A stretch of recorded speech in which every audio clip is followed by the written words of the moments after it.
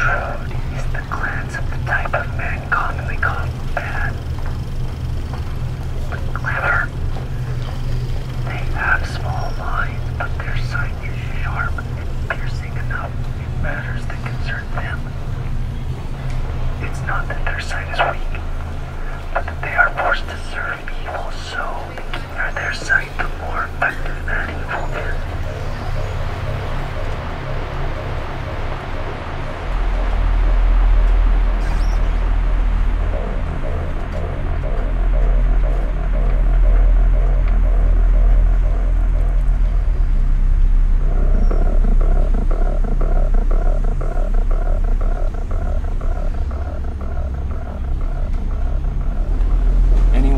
Sense will tell you the eyes may be unsighted in two ways. We transition either from light to darkness or from darkness to light.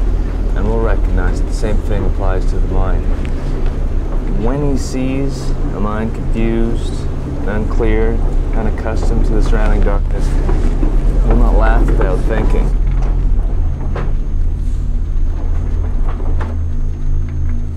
But will ask himself whether or not the mind is from a clearer world and is confused by the unaccustomed darkness to which it has escaped from.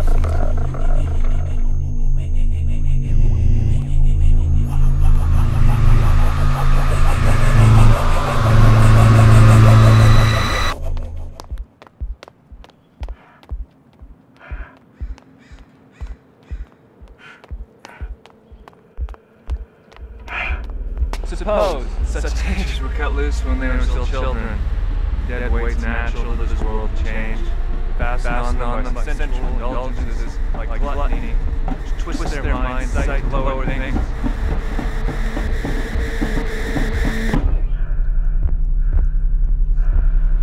And suppose it went so free they returned towards the truth. Then the same part of these same individuals would have as keen a vision of truth as it has of the objects as which is at present, which is at present term, which is at present term. The uneducated have no single aim in life in which to direct all their actions, public and private. The intellectuals, they'll take no practical action of their own accord, fancying themselves to be out of this world in some sort of earthly paradise.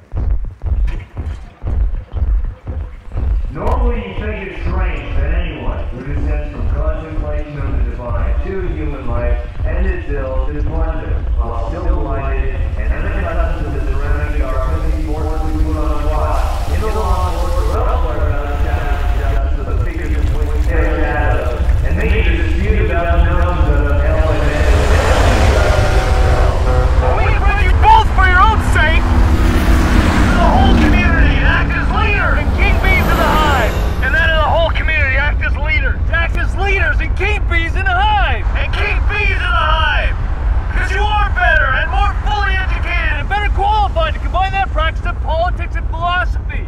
Politics and philosophy! To combine the practice of politics and philosophy! You must therefore each descend in turn and lift your fellows in the cave and get used to seeing in the dark, because once you get used to seeing in the dark, you'll see 1,000 times better than they do. You'll be able to distinguish shadows and know what their shadows are, because you see the truth, the things admirable and just and good.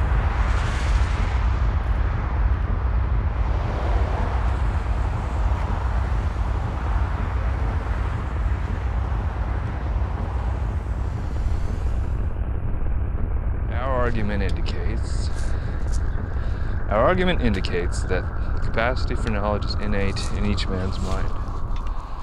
The organ by which he learns is like an eye. It can't be turned from darkness to light unless the whole body is turned.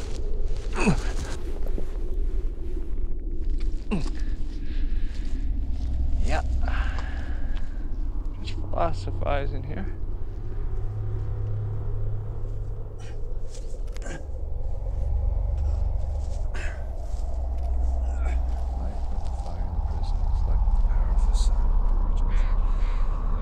Progress of the mind into the intelligence. The realm is revealed by sight, the eyes are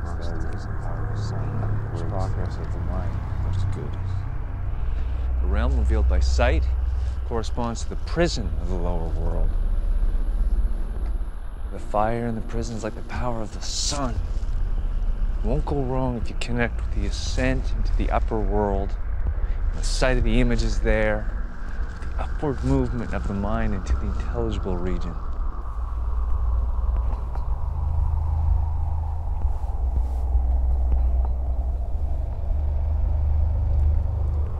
At any rate, is my interpretation. The truth of the matter is, after all, known only to God.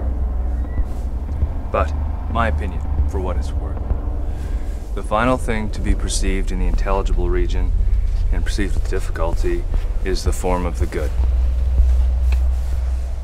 Once seen, it is inferred to be responsible for whatever is right and valuable in anything.